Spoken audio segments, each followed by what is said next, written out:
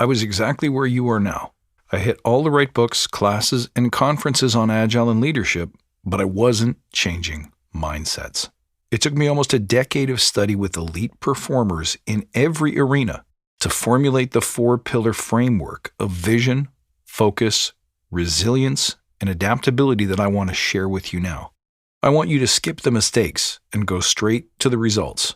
Imagine the feeling of making real impact with leaders and your peers and getting predictable results with your teams. The Forge picks up where regular training leaves off, making you an uncommon Agile leader. And you can apply your skills and start getting results right away. So join us in the Forge. Click the link below in the show notes. Now recruiting for the fall cohort. You want to know what one daily thought can supercharge or hyperdrive your Agile career? It's about staying hungry. That's this week on the Badass Agile podcast.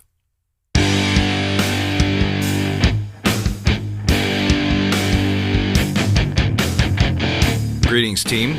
Welcome to the Badass Agile podcast. I'm your host, Chris Williams.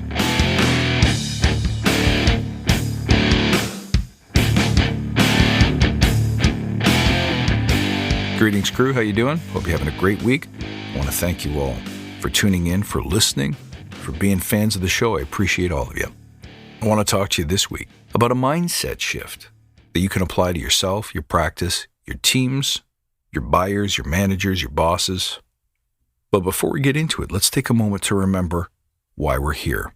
To create an elite tribe of leaders who truly serve their clients and communities by doing what matters and what works. Relentlessly chasing value and excellence like a badass. There's so many resources out there about what you need to do to be agile, but we're focused on who you need to become in order to lead teams. So let's hammer down those fundamentals to create a truly unique and powerful force in this industry. And remember, if this helps you, tell your friends. All right, now, let's talk about staying hungry. I talk about keeping your foot on the gas, staying vigilant. What that means to me is, if you let go of the current momentum, if you fall asleep at the wheel, even just for a moment, you're going to experience a backslide. You're going to experience a loss, a movement back, a slippage into the way that we've always done things, the way that we used to do things. And that can be very, very expensive because it's really comfortable to dip your toes into the warm hot tub of the past. The truth is, that's not serving us. The truth is we do that because we crave the comfort of the familiar. But it's not the comfort of the familiar that's going to move us forward. It's leaning into our fear zone every day. It's doing things that scare us. It's doing things that make us uncomfortable. And we're simply not used to it. Now, the thing is, you'll have small victories along the way. You'll have little breakthroughs. We always do. If you're passionate, if you care about your teams, if you're looking to help them break through, if you have a mandate to help them shift their mindset, shift their habits in ways that can make them more productive, then sooner or later, something will impact them, something will inspire them, and something will move them to change. But here's the trick. You can't just have those moments once every 3 weeks and then walk away. If you want to be able to accelerate your career, you need to be able to make impact in the shortest amount of time possible. You can't just occupy an armchair 8 hours a day, only adding 15 minutes of value. It is possible to coach teams without sitting there and staring at them all day, every day, for a year. In fact, it's very expensive, and it's one of the biggest criticisms in our industry that coaches and scrum masters can be overpriced. We're going to see a movement. We're going to see a shift to finding economies. And one of the ways that might happen, and is already happening, is by spreading coaches and scrum masters across multiple teams. So the truth is, you won't be able to sit in the room for 8 hours a day. So one of the things that you'll experience is that you won't be there when teams start to backslide.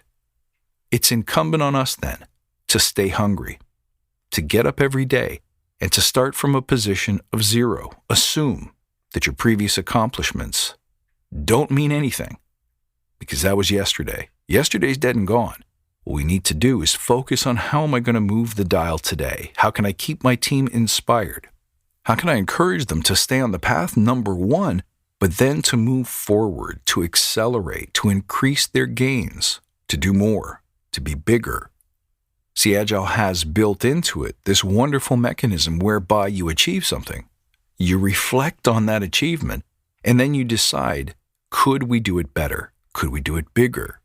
How do we make sure that we sustain this practice and its benefits? Or if whatever we did this week didn't work, how do we correct it? So built into the design of any Agile process that you may adopt must be the idea that we're always getting better, that every day we go back to zero and say, great, we've had our accomplishments, but what are we going to do today? And it's not just about what code are we going to deposit, what product features are we going to finish. It has more to do with how can we outperform ourselves? How can we be just 1% better? If you go in and win something, you make a victory with your team, you make a breakthrough, you get them to do stand-ups, where a week before they might have told you, well, there's no way I'm going to be able to make time for that meeting every day, even for 15 minutes. You make that victory. You get them subscribed and they see it and they go, oh, this is awesome. I can see now why this is valuable. I've changed my mind. I want to do this. I'm in. Good for you. You just influenced change. But you can't rest on that. You can't rest on that because what if they start slipping into old habits and behaviors? What if we could make the stand-up better than it was before? What if we could eliminate the stand-up because we find a better way of communicating workflow and blockers? What if they could commit to the sprint stand-up, but they can't commit to sprint planning? Or never mind Scrum, let's just go to the Agile principles. What if you can get them to do one of the principles really well, but the other 11 are just left hanging there? There is always room to grow. You can't just hit the one home run and then wipe off your sweaty brow and say, I'm done here, my work is finished, I must move along. No. You have to keep them growing. You have to find new pockets of endeavor. Open their minds a little bit more. Increase their habits a little bit more. Make them happy a little bit more. There is always more to do. As coaches, our work is never done. You must earn your badges, your title, your honor, your reputation every single day. So every single day you wake up, hit the reset button. Imagine yesterday never happened, for better or for worse. You simply reset. You go to zero. You assume nothing. You're entitled to nothing. You must build today. You must stretch today. Back into the unknown, back into the discomfort zone, back into the place where you don't have certainty, where you don't have safety, but instead, you reach toward the sun. You try something new.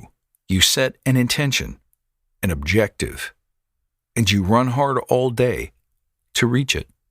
Now, one big misconception is that this means more work. This means more sweat. But here's what we failed to realize. You were sweating anyway. You were sweating anyway, living under the shadow of too many meetings that produce too little value. You were living under the shadow of pretending that the old ways of working were working for you at all. You're living under the shadow that your attachment to permission, to sign-offs, to documentation actually buy you anything, when we all know they don't. So if you're going to sweat, if you're going to work hard, if you're going to go in and give your best, you might as well do it in a way that grows you, that expands you. And in order to do that, you have to forget what you've done. You have to forget what you think you know. And you have to be prepared to go to zero, as if you're starting all over every single day. See if injecting this into your attitude, into your morning ritual, maybe changes the way you show up. I find it creates excitement within myself and amongst my teams. It creates an energy of positivity. It creates a can-do attitude. It creates a sense of ambition and excitement and honor amongst the people that I work with. And here's the very best part. If you condition yourself into a practice of reaching every day, starting from zero, hitting the reset button, you get habitualized and conditioned into the practice of victory. Because more often than not, when you set these little goals, these little 1% growth targets, you're going to hit most of them. They're small enough to not matter if you fail, but big enough to feel their cumulative effect over time. And it places into the minds and the hearts of your team that there's nothing we can't do. What could that change? Think about your teams right now. Do you have people who frequently say, one thing you need to remember, or that might work in your world, but in our world, things are different? Are you drowning in a world of can'ts and shouldn'ts and I don't believe? If so, this could change your game. Let me know how it works for you.